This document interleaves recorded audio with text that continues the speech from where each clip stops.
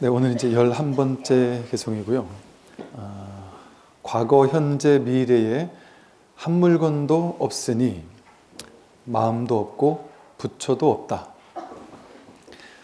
중생은 무심이나 무심으로부터 중생이 나온다. 하겠습니다.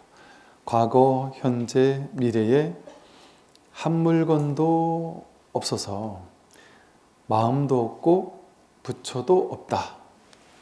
그러니까 이제 불교는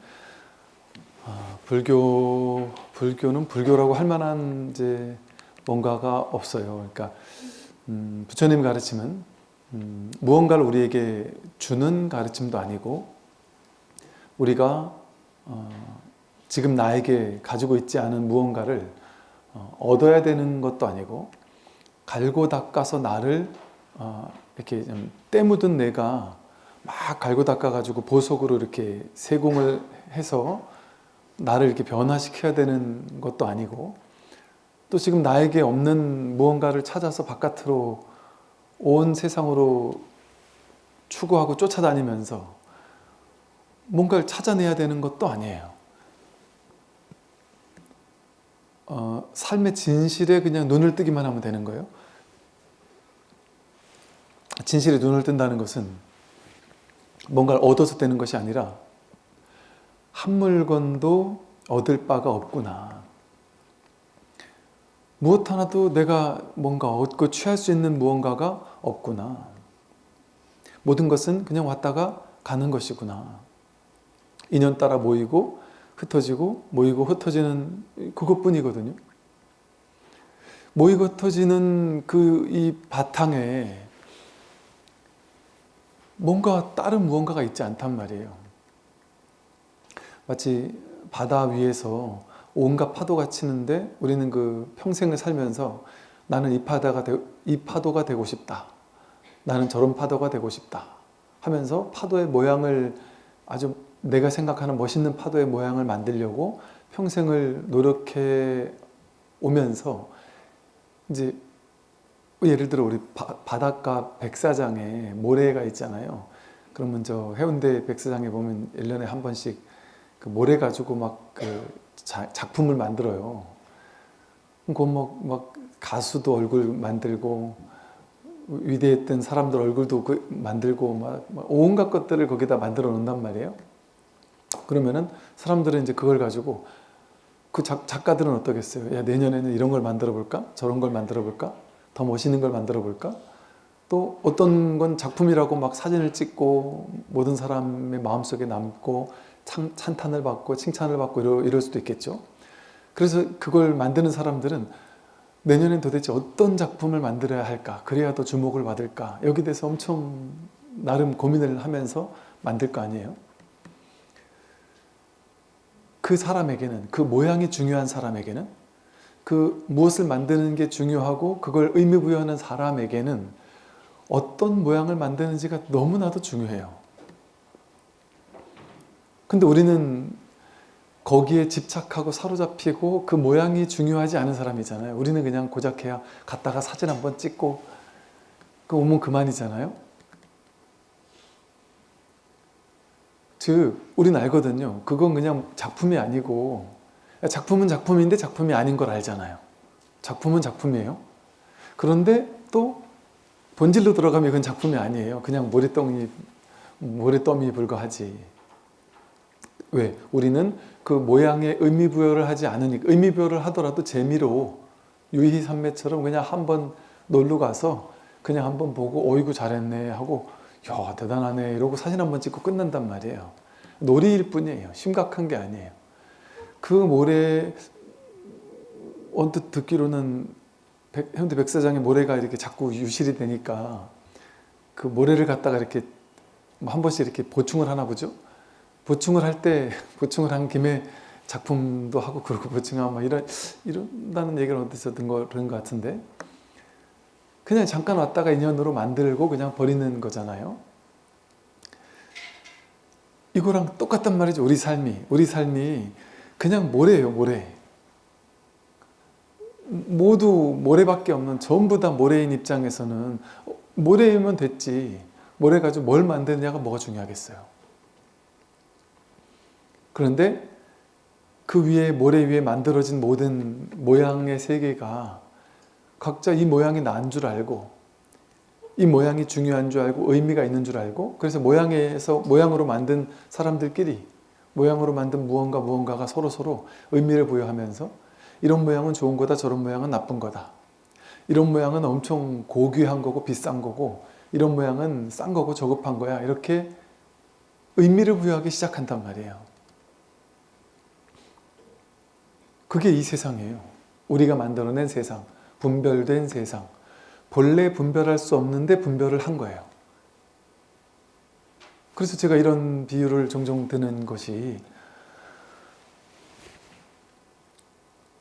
이런 공을 하나 가지고 이 골대 저 골대를 만들어서 집어넣기를 잘하는 거는 아무 의미가 없는 일이잖아요. 그냥 이거를 가지고 여기다 집어넣냐 저다 집어넣냐는 아무 의미도 없는 건데 그냥 사람들이 그 모양을 집착하는 사람들이 거기에 의미부여를 한 채 축구라는 이름을 부여한 채 축구 선수에게는 어마어마한 고액의 연봉을 주기 시작한 다음에 전 세계에서 가장 골을 잘 넣는 사람을 뽑아서 엄청난 축구라는 산업을 만들어서 지구별에 있는 모든 사람들이 축구에 열광하게 만든단 말이에요. 월드컵이라는 걸 만들어내고 열광하게 만들어버리면 우린 다 알거든요. 그 공으로 만든 무슨 그 동그라미 하나를 여기다 집어넣고 저다 집어넣는 게 저게 뭔 의미가 있어? 아무 의미가 없는 아무짝에 쓸모없는 짓을 저렇게 열광을 하고 저렇게 미치고 그 유럽에서는 자기네 편이 지면은 막 폭동이 일어나기도 한다잖아요. 저럴 일이 아니잖아요. 우리나라 전 국민이 막 나서서 일본하고 한일전 할 때 막 그렇게 미쳐서 응원을 하고 이럴 일이 아니고 2002년에 4강에 올라갈 때 저도 그랬지만 그렇게 미쳐 날뛸 일이 아니란 말이에요.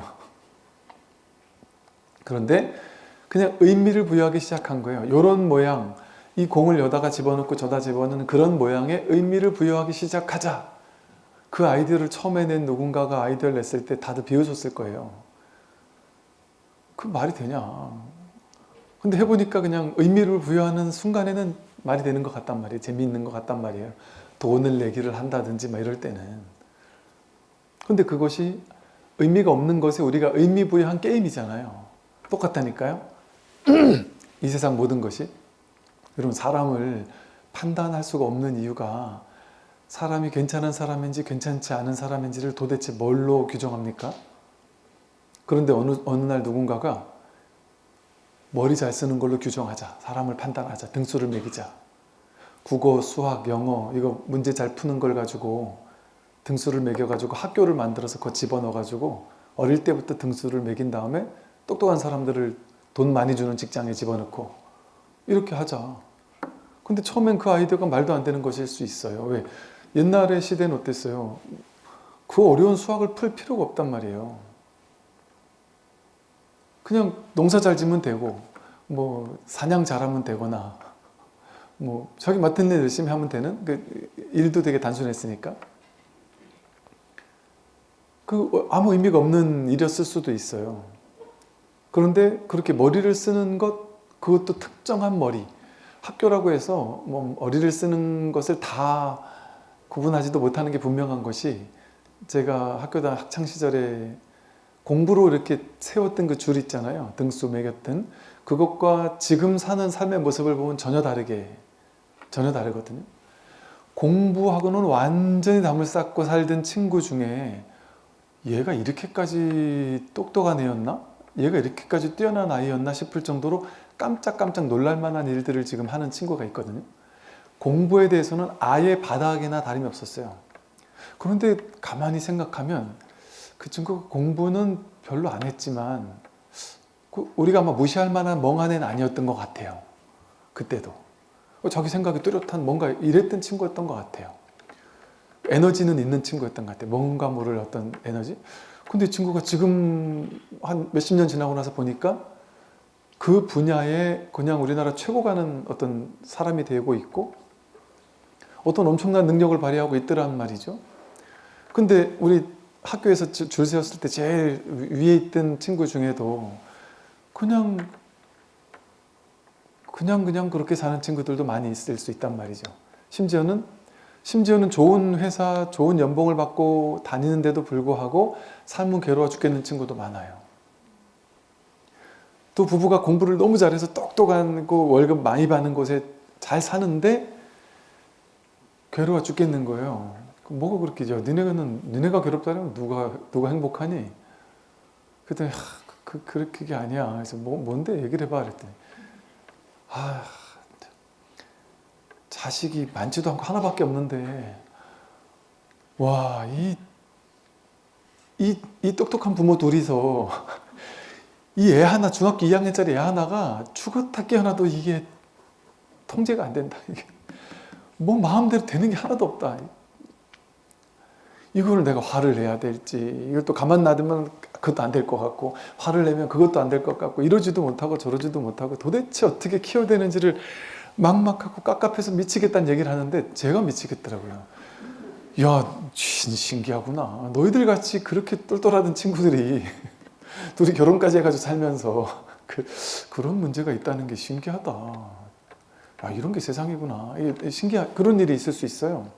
그런데 그렇지 못하던 그냥 평범하게 살던 평범하던 친구들이 아이들과 너무나 행복하게 웃음꽃이 피면서 그렇게 사는 친구들도 있거든요. 그러니까 뭐를 도대체 삶의 성공이라고 할 수 있느냐 말이에요. 지방 소도시에서 그럼 월급 한 200, 300, 400 뭐 이래 받으면서 부부가 같이 그냥 소소한 일을 하면서 아이와 너무 행복하게 아이들을 잘 키우면서 그렇게 행복하게 살면서 아무 문제 없이 사는 사람이 많아요. 왜냐면 지방에는 집도 뭐 좋은 집 한 1억, 2억이면 사고 꼭 거기서 본인이 그렇게 버는 것이 전혀 부족하지 않거든요. 그리고 주변에 다 그만큼 고만고만 버는 친구들이니까 뭐 그만큼 버는 게 전혀 문제가 되지 않아요. 그러니까 TV만 안 보면 아무 문제가 없어요.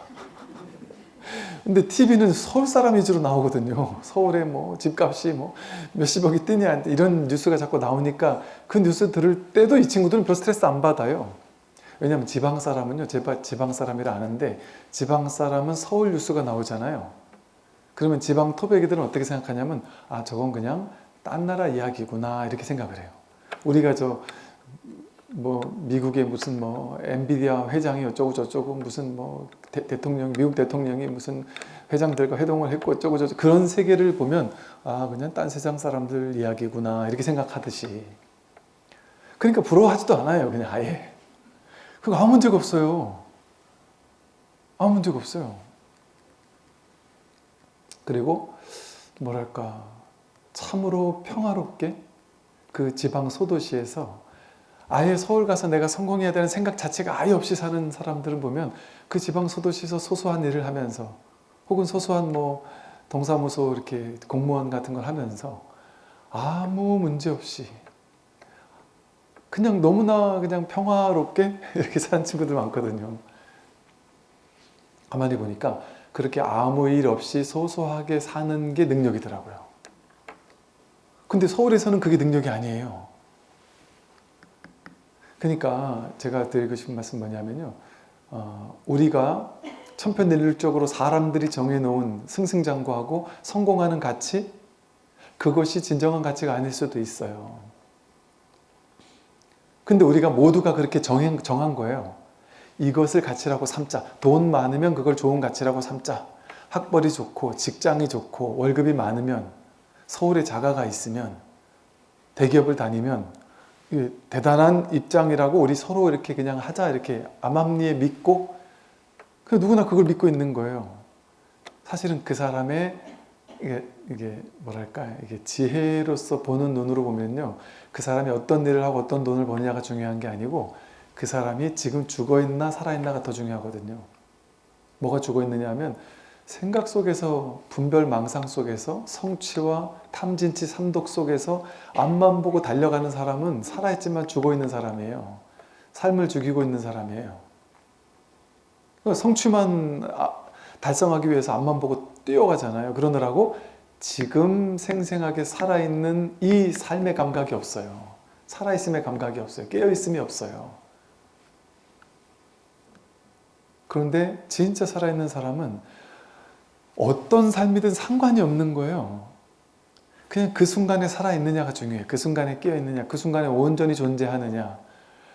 화려한 식당에 무슨 흑백 요리사가 하는 식당에서 뭐 무슨 코스 요리 막 5만 원, 10만 원짜리, 20만 원짜리 이런 코스 요리를 또 그런 음식을 먹으러 갈 때는 또 아무 옷이나 입지도 못하고 뭔가 화장도 풀 메이크업으로 하고 옷도 그 옷 가는 그 집 가는 옷이 따로 있다고 생각을 하더구만요.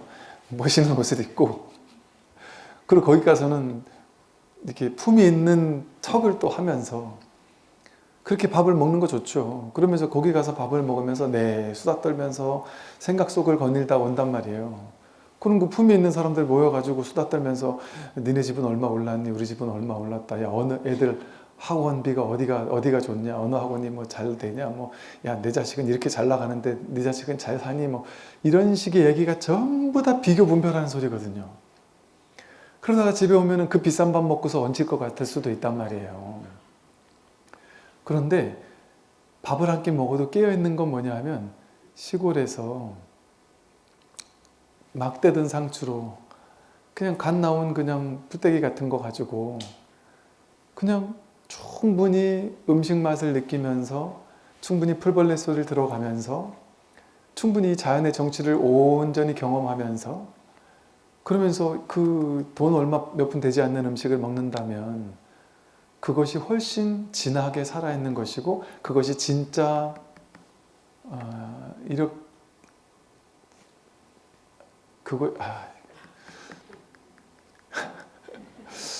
비유를 하려니 말을 하려니까 사람들 등수 매기는 걸 좋아하니까 그렇게 사는 게 차라리 100점이라는 얘기죠.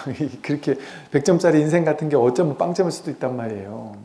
자꾸 비교 분별하면서 그 잘난 사람들 이게 이 잘난 사람들 사이에 끼고 싶으면 그 사람들인 척 행동하잖아요.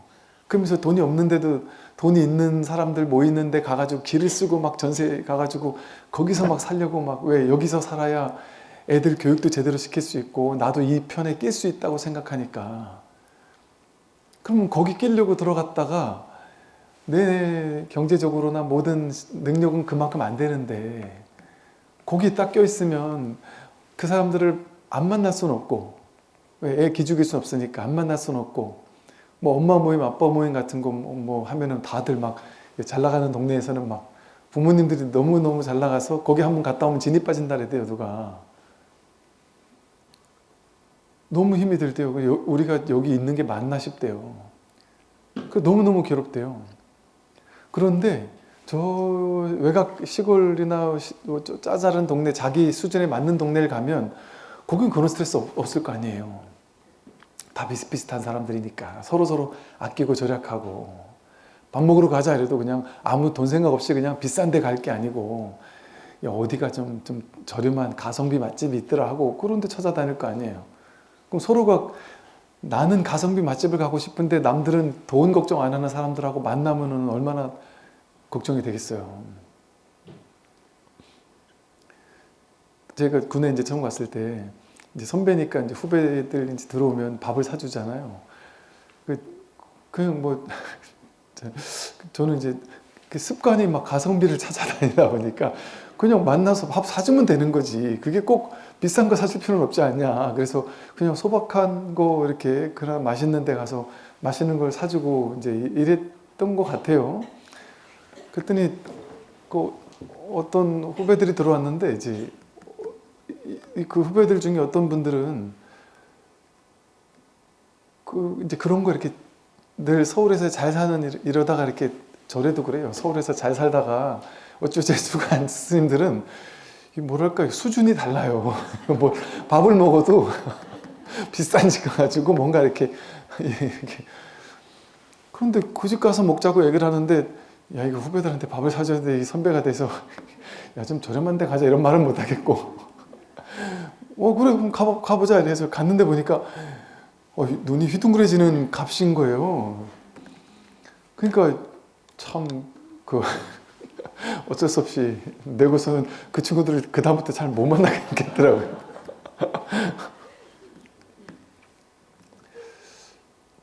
이렇잖아요. 그러니까 이게 뭔가 맞지 않는 그런 옷을 입고 있으면, 그러니까 즉 말이 뭐냐면 분별을 하는 곳에 들어가 있으면 내가 분별의 대상이 돼요.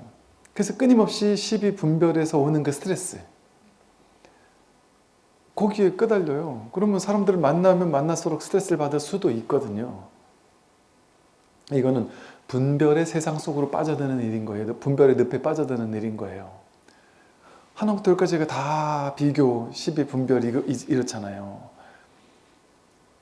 그런데 그냥 뭐가 진실한 것이냐, 온전히 그 순간에 존재하는 이 삶의 방식, 살아있음, 이것이 진정히 살아있는 거거든요. 여기에는 그런 뭐 비교, 분별, 뭐 돈, 명예, 권력 이런 것이 있어도 그만 없어도 그만, 있는 것과 없는 게 똑같은 거예요. 똑같은 일이에요. 많고 적은 게 똑같은 일이에요. 그러니까 밥은 그냥 밥은 먹으면 되잖아요. 그러니까 배가 고프면 뭐라도 먹으면 되잖아요. 그래서 그런 사람이 있어요. 만나서 대화를 나눠보면 배고프면 밥을 그냥 먹으면 되고 뭐라도 그냥 채우면 되고 끝. 이런 사람이 있잖아요. 그런데 먹는 거에 엄청난 의미부여를 해서 한 끼를 먹어도 잘 먹어야 되고 뭐 맛있는 걸 먹어야 되고 맛집을 찾아다니며 먹어야 되고 맛없는 거 먹으면 엄청 스트레스 받는 사람들이 있어요. 이렇게 먹는 거에 또 이게 좀 특화된 사람들은. 근데 그냥 배고프면 한 끼 때우면 되지 하면은 그 먹는 거에 그렇게 스트레스 받을 일이 없거든요. 즉 비싼 밥을 먹거나 싼 밥을 먹거나 상관이 없어요. 그런데 여러분도 비슷하실걸요. 이렇게 나이가 들면 들수록 비싼 돈 주고 비싼 밥을 먹을 의미를 잘 모르겠는 게 저희 아버님께서 맨날 그러셨거든요. 식당 같은 데 가지를 않으세요. 아예. 뭐 맛있는 거 사드린다 해도 아예 안 가세요. 왜 안 가세요? 그러면 식당에 어머님 아버님 두 분이 식당 가가지고 밥을 사 먹을 수가 없대요. 왜 그러니까 가봐야 2인분을 시켜야 되는데 우리는 1인분을 시켜도 둘이서 반도 못 먹고 나오는데 양이 너무 작아져가지고 반도 못 먹고 나오는데 둘이 가면 2인분을 시켜야 된대요. 근데 그 비싼 걸 2인분을 시켜야 되니 2인분 시키고 다 놔두고 나오기도 그렇고, 그래서 싸갈 수 있는 곳은 가서 가끔 가가지고 2인분 시켜서 1인분 나눠 먹고 1인분 싸간다는 얘기를 하시는데 그 말이 이해가 안 됐거든요. 좀 많이 좀 드세요. 그런데 아이고 먹고 싶지. 근데 그게 나이 들어봐 안 돼. 이러시는데 그게 이제 조금씩 알겠더라고요. 이게 못 먹잖아요. 많이 먹지도 못할 수 있잖아요. 그러니까 이런 것처럼요. 우리 삶이 세상 모든 일이 의미부여한 세상인 거예요. 의미가 없어요, 세상에는. 근데 건강을 생각하는 사람들한테는요, 그렇게 비싼 밥 많이 먹는 것이 건강한 게 아니고, 특히나 저녁 때쯤 되면은 저녁 식사를 비싸게 먹는 게 좋은 게 아니고, 내 스스로도 너무 그러고 싶고 몸에도 너무 그게 원하는 게 뭐겠어요? 가볍게, 간단하게, 자연 그대로의 음식, 그냥 생야채 같은 거, 예를 들어 그런 걸로 저녁 가볍게 한 끼를 먹고 나면 밤새 그 다음 날까지 얼마나 가벼워요. 너무나 아름다운 완전한 좋은 식사죠. 돈은 얼마 안 되는데. 근데 돈으로 따지면 엄청난 막 비싼 밥을 먹어야 그게 의미가 있는 게 아닐 수 있잖아요. 그러니까 이와 같이 의미가 자기가 생각하는 거에 따라 의미가 다른 거거든요. 근데 누구는 나는 몸의 건강을 생각해서 너무나 간절하게 원해서 그냥 홍당무나 무슨 가벼운 저녁을 이렇게 먹고 소소하게 먹고 너무나 그걸로 너무나 만족하는 사람이 있어요. 그런데 그런 음식을 먹으면서 속으로 나는 돈이 없어서 가난해서 비참하게 맨날 이렇게 내가 염소도 아니고 맨날 이딴 거나 뜯어먹고 살고 너무 비참하게 생각하면서 자식들을 뭔가 막 맛있는 통닭도 시켜주고 뭔가 막 이러고 싶은데 그걸 못 해줘서 너무 비참하다 이렇게 생각하는 분들도 계시죠. 물론 인연 따라 그럴 수 있죠. 아이들이 원하는데 못 해주면 그럴 수 있죠. 근데 그냥 자연스럽게 그럴 때 굳이 그런 생각을 안 해도 되고 해도 되고 어떤 사람은 하고 어떤 사람은 안 하는 거거든요. 근데 그 의미부여를 했던 것이 그렇게 먹으면 몸이 망가지는 걸 수도 있거든요. 어쩌면 몸이 엄청 안 좋은 걸 수도 있거든요. 그러니까 즉 어느 게 맞다 틀리다라는 말이 아니라 이 세상에 있는 모든 것들은 우리가 임시로 의미부여한 것이고 집단적으로 의미부여를 한 것이어서 그게 진실인지 아닌지 알 수가 없어요. 그제 이제 진짜 고등학교 때 친구 녀석이 한 30년 만에 꽤 오랜 세월이 지났죠. 진짜 오랜만에 전화가 왔어요. 근데 뭐 이제 친구랑 이런저런 얘기를 하다가 이제 뭐 옛날 친구들 얘기가 나왔나 보죠. 그래서 그 친구 지금 스님 돼서 뭐저고 이런 얘기를 했다는 거죠. 그래서 내가 스님한테 그렇지 않아도 고민 상담을 할 게 있었는데 주변에 스님이 없어서 잘렸다 싶어서 전화를 했다면서 전화를 했는데 한 10년 넘게 이렇게 마음에 쌓여 있어가지고 응어리진 게 있는데 이거는 일반인들한테 물어봐도 답이 안 나오는 거였대요. 그래서 10년 넘게 응어리진 게 있어서 꼭 스님에게 물어보고 싶었다는 거예요. 그래 물어봐라 했더니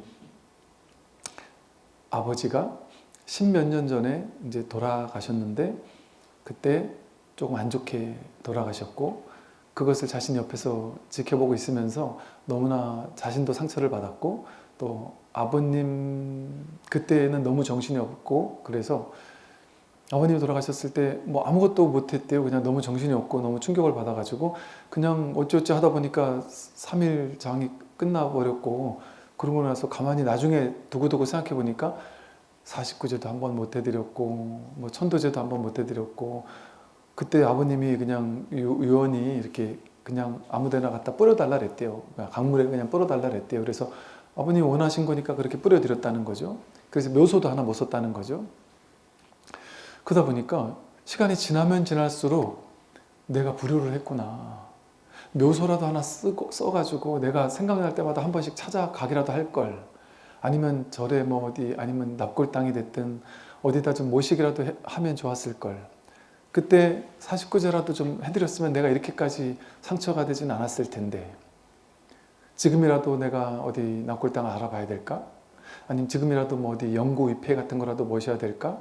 뭐 그렇게 모시면 그거를 유골은 다 뿌렸는데 뭐를 가져가야 그걸 모셔주는 거지? 뭐 온갖 고민이 많았던 거예요. 그러면서 뭔가 불효를 한 것 같은. 그래서 마음속에 그게 10몇 년을 엉어리지고 있었다는 거예요. 그러면 보세요. 그 마음은 이해가죠. 충분히 이해가죠. 그리고 아마 이 모양의 세계에서는 그럴 거예요. 그래. 그러면 아버님을 위해서 방편으로는 이렇게 얘기해 줄 수 있겠죠. 그래가지고 절에 수많은 방편이 있는 것이고요. 이 공부와 관련이 없고 관심이 없고 얘기를 해도 뭐 큰 의미가 없는 사람한테는 차라리 그게 편할 수도 있어요. 어떤 사람한테는 그래 그러면 어디 뭐 가까운 절에 가서 어디 뭐 영구위패를 모셔도 좋고 그러면 스님들이 이렇게 1년에 한 번씩 또 이렇게 제사도 모셔드릴 수 있고 또 기도도 항상 해드리니까 그렇게 하면 좋겠다 이렇게 얘기할 수 있겠죠. 그죠? 그래서 뭔가 마음에 위안을 삼고 또 그 영구위패가 있으니까 그 절에 아버님이 계시니까 종종 찾아뵙고 그 이름 석자라도 이렇게 있으니까 우리 모양의 세계를 사는 사람들이니까 그래도 한번 그런 게 또 우리 마음은 또 그러니까 찾아가서 거기 보고 절이라도 한번 하고 그러면서 뭔가 위안도 삼고 또 힘들 때 또 찾아뵙기도 하고 막 이러고 싶은 뭔가가 이렇게 기대고 싶은 게 있죠. 사람은 누구나 그죠? 그러니까 그런 방편이 생긴 거예요. 절에서도 그렇게 허한 어떤 중생들을 위해서 뭔가 마음에 이렇게 거리낌이 있고 힘든 사람들을 위해서 그런 어떤 뭐 탄생부터 요람에서 무덤까지 가는 종교는 다양한 어떤 의례 의식 같은 것들을 가지고 있죠. 그래서 그런 방편에 기대는 것도 뭐 나름의 이 진리에 대한 어떤 관심이 없는 사람들에게는 어쩌면 좀 도움되는 방법일 수도 있어요. 그래서 그런 방법이 있을 수도 있죠.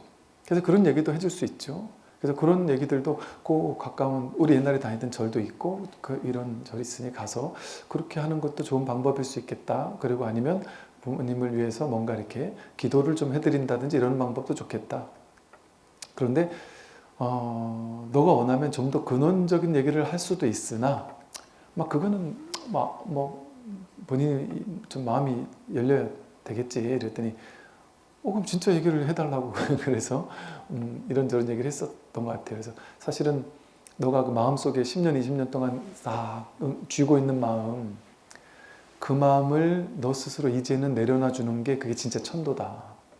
너가 이걸 붙잡고 있고서 뭔가 어디 하나의 위패에 의지해서 뭔가 미안할 때마다 가가지고 죄송합니다 하고 뭔가 깝깝할 때마다 그 죄의식을 뭔가 이렇게 그게 자꾸 바라보면서 자꾸 이 죄의식 이걸 생각하고 떠올리고 그러면서 작은 위안, 아 내가 요렇게라도 했으니까 절에 가서 얼마 주고 천도제 해주세요, 뭐 동지 백중 기도 좀 해서 이렇게 좀 해주세요 해서 그 이름 한번 불러드리면 아 내가 좀 마음의 위안은 될 수 있겠죠. 그러나 그게 완전히 깔끔하게 놓여지진 않겠죠.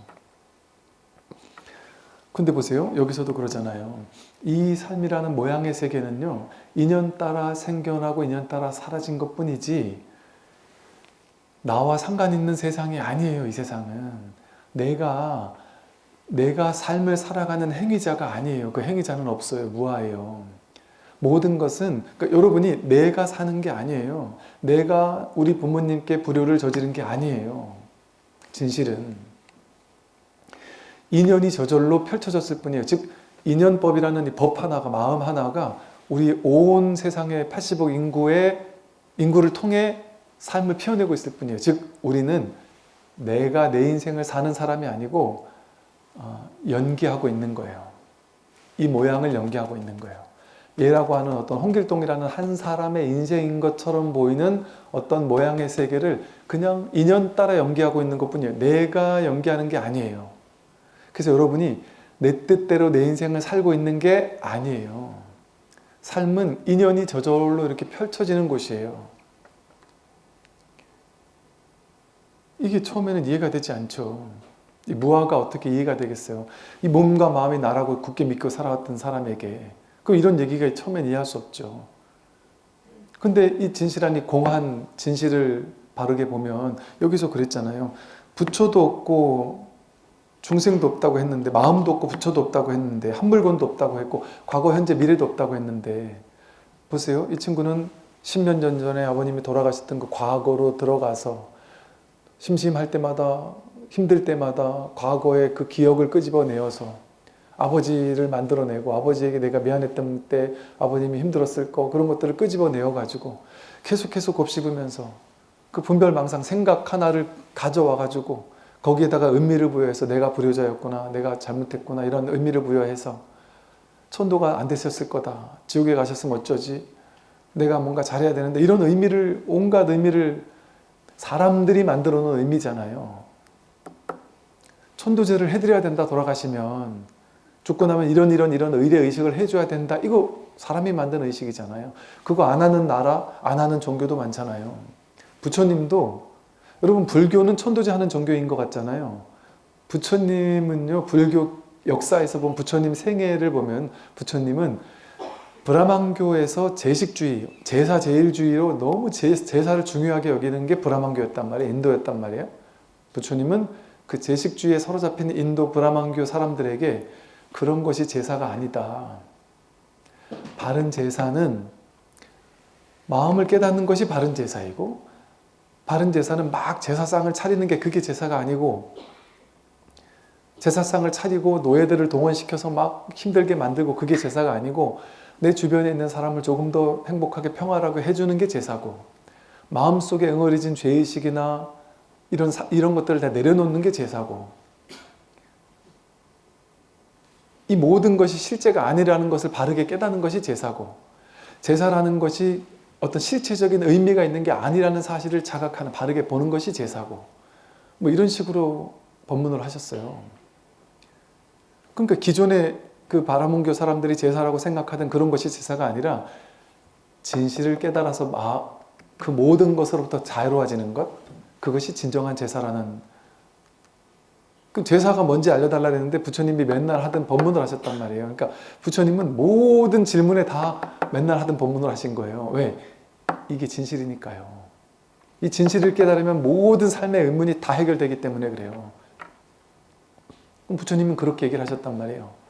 근데 그동안 그럼 역사 속에서 왜 그렇게 불교 하면은 막 천도제하고 이러는 종교처럼 보이느냐? 부처님은 보세요.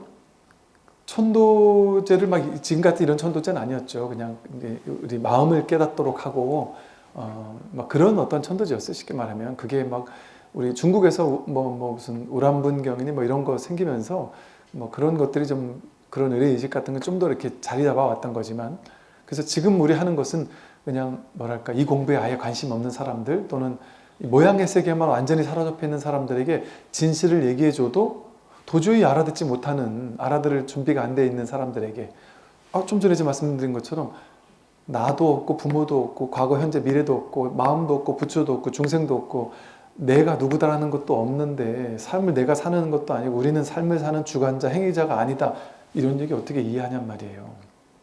그런 사람에게 이해하기 전까지 너무 힘들어하니까 어쩔 수 없이 거기 헤어나오게 하기 위해서 방편의 많은 의례의식들을 불교에서는 가지고 있어요. 그러니까 그것은 그냥 방편으로서 임시적으로 할 수 있어요. 그러나 이제 준비가 된다면 그 방편을 내려놓고 본질이 무엇인지를 깨닫는 공부를 해야 된단 말이죠. 그럼 이 공부가 보세요. 이 공부가 천도제고요. 이 공부가 여러분 이 공부를 해서 여러분이 천도가 되면 여러분만 천도가 되는 게 아니라 여러분 부모님, 할아버지, 증조, 고조, 할아버지뿐만이 아니라 7대 조고조상까지만이 아니라 일체 중생이 여기서 일시에 천도가 돼요.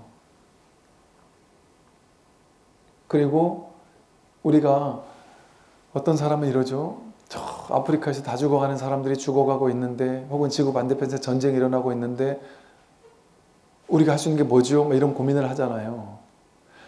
이 세상에 있는 모든 문제, 괴로움, 고통, 그 모든 80억 인구의 근심, 걱정, 고통을 어떻게 해결할 수 있을까요? 내가 자기 마음을 깨닫는 것으로서 해결할 수 있습니다. 왜? 일체 모든 괴로움은 자기 괴로움이고 이 온 우주 삼라만상 전체가 바로 자기의 법신이에요. 자기 진정한 몸이에요. 내가 내 마음을 깨닫는 것이 온 우주 전체를 해탈시키는 일이에요. 그래서 이걸 불이법이라고 하는 거예요. 오로지 이 한 문제, 한 마음밖에 없다. 문제는 각각의 문제를 각각 해결하는 방법이 따로따로 있는 게 아니에요. 오로지 한 문제밖에 없어요. 이 세상에는. 그래서 부처님 가르침에서는 이 문제는 이렇게 해결하세요. 저 문제는 저렇게 해결하세요. 이거는 방편으로는 그렇게 얘기할 수 있어요. 그런데 이 진실의 법을 공부하는 곳에서는 5년을 법문을 해도 10년을 법문을 해도 매일같이 법문을 해도 맨날 같은 얘기만 한단 말이에요. 맨날 이렇게 재미없는 공부가 어디 있냔 말이에요. 새로운 게 하나도 없단 말이에요.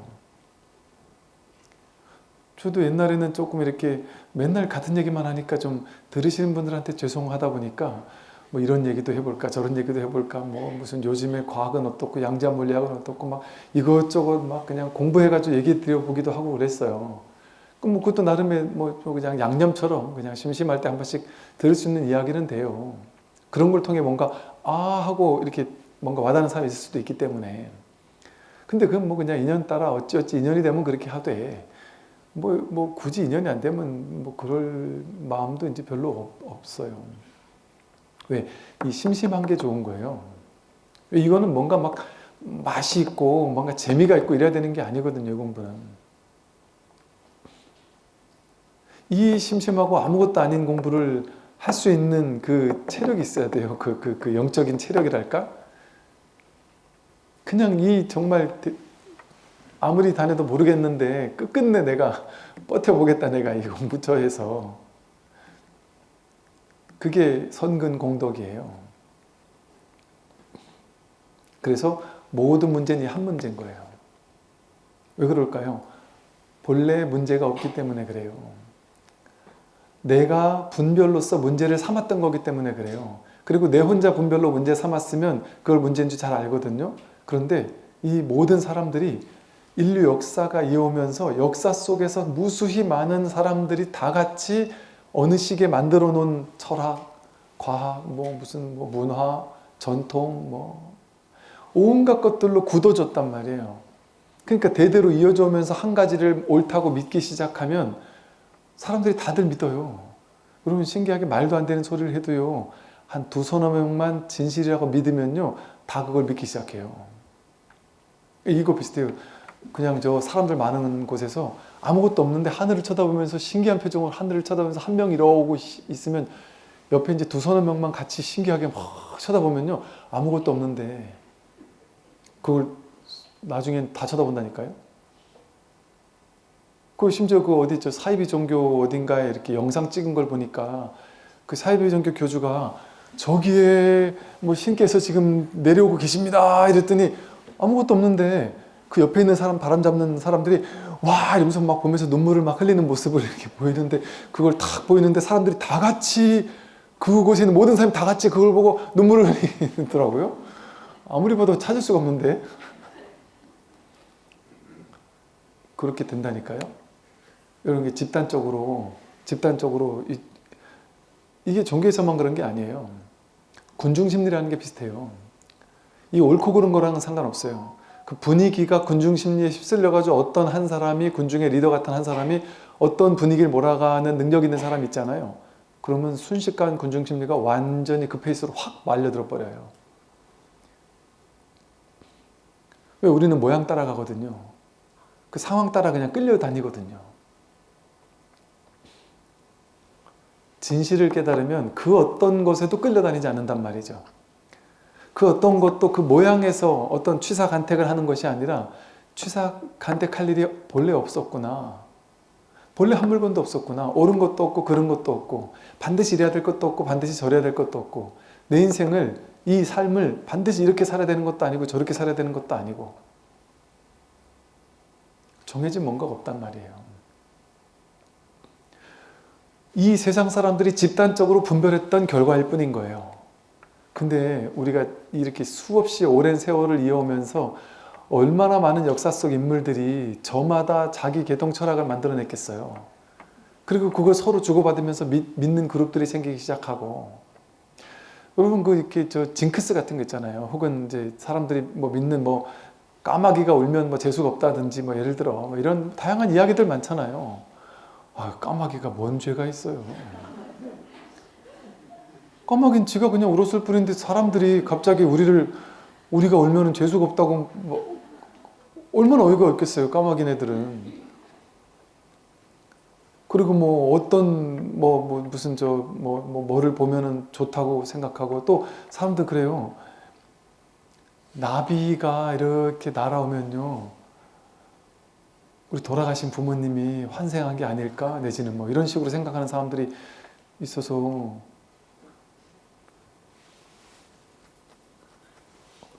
이게 부모님 돌아가신 지 얼마 안 됐는데 어떤 의미 있는 날 나비가 이렇게 와서 자신에게 앉으면 부모님이 나에게 온 거라고 생각을 해서 막 펑펑 울고 막 이럴 수도 있어요. 의미를 부여하니까. 그 나비 입장에서는 조금 어이가 없겠죠. 얘 왜 이러지 얘가 지금. 이게 의미의 세계 속에 살고 있는 거예요. 그 의미가 진실하지 않은데 우리가 의미를 만들어냈고, 어떻게 만들어냈을까? 역사 속에서 무수히 많은 사람들이 생각 속에서 만든 의미를 모두 다 그냥 믿어요. 보세요. 두세 명만 믿으면 집단적으로 믿게 되듯이, 그런데 인류 역사 속에서 수많은 사람이 믿었어 보세요. 안 믿나? 안 믿을 수가 없어요. 역사 속에서 어느 날 누군가가 신이라는 걸 만들어냈어요. 신이 있을 거야. 우리 모두를 창조한 누군가가 있을 거야. 그럼 신은 누가 만든 거예요? 누군가가 만들었죠. 그리고 이제 다들 집단적으로 믿기 시작했어요. 웃기죠? 그렇게 뭐 만들어 놓고 나면 중세 암흑기라고 불리는 1000년 넘는 오랜 세월 동안, 2000년도 넘는 시기죠. 그 오랜 세월 동안 인간이 자기 사고를 안 해요. 신께 모든 걸 맡겨요. 자기 철학이 없어요. 그냥 모든 것은 신이 대신 결정해 주는 거예요. 지금은 이게 맞느냐 저게 맞느냐 수많은 토론을 하고 이래가지고 뭐 정책을 결정하고 이러잖아요. 옛날에는 그럴 필요가 없어요. 사람은 그럴 필요가 없어요. 그럴 자격도 없고 능력도 없고. 그걸 다 결정해 주는 진리의 신께서 계시는데 그걸 왜 사람이에요?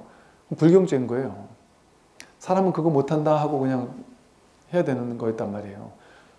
그러니까 그런 것이 만들어지고 나니까 시대가 그렇게 되었잖아요. 그러니까 모든 사람이 그분을 위해서 전쟁도 불사한다 하면은 그냥 막 죽고 죽이면서도 그 죄의식이 없었단 말이죠. 죄의식이 있었겠어요? 종교전쟁에서 혁혁한 공을 세운 사람, 다르게 말하면 있는 그대로를 보면 수없이 많은 사람을 죽인 사람, 그 사람이 죽을 때 얼마나 나는 천국 가는구나 하고 기뻐서 죽었겠어요. 나는 너무나 놀라운 일을 했으니까. 절대적으로 나쁜 놈들을 절대 선의, 절대 악을 응징했으니까 얼마나 좋은 일을 한 거예요? 그러니까 이렇게 망상 속에 살다가 망상 속에서 돌아간다니까요. 사이비 종교에 사로잡힌 사람은 평생을 사이비 종교 교주가 가장 위대하다고 생각하면서 평생을 거기 사로잡혀서 살면서 죽을 때까지 행복하다고 하고 죽을 거 아니에요. 그 망상 속에 평생을 사로잡히는 그걸 중생이라고 하는 거예요. 한 번도 진실은 보지 못한 채 특정한 망상 속에 사로잡혀서 사는 거예요. 그래서 이렇게 얘기하니까 제가 뭐 타종교, 특정한 종교 욕하는 것 같지만 제 말은 뭐냐면요. 불교도 마찬가지예요. 불교적 사상, 어떤 문화, 전통, 의례, 의식 같은 것도 불교는 대놓고 이렇게 얘기한다니까요. 불교에도 집착하지 마라. 불교도 다른 모든 종교 사상은 틀렸는데 불교만 옳은 게 아니다. 불교도 사로잡히면 그것도 틀렸다 이렇게 얘기하는 종교가 불교잖아요. 불법은 불법이 아니라 이름이 불법일 뿐이다. 불교를 포함한 일체 모든 것에 상을 취하지 말라고 한단 말이에요. 그래서 불교에서는 법상을 깨라고 얘기하잖아요. 금강경에서 법상을 깨라고 하고 어제도 전신법요에서 기껏 선호록에서 마음은 이것이다, 법은 이것이다, 불성은 이것이다 라고 얘기해 놓고 그렇게 말했던 모든 걸 싸잡아서 그렇게 붙잡으면 안 된다. 그거는 법을 상으로 취하는 것이다. 이렇게 얘기를 한단 말이에요. 그래서 그것은 임시로 중하근기 중생을 위해서 설법한 것일 뿐이지 이제 상근계가 된 사람이라면 그것도 내려놔야 된다. 법상도 깨야 된다. 이 얘기를 한단 말이에요.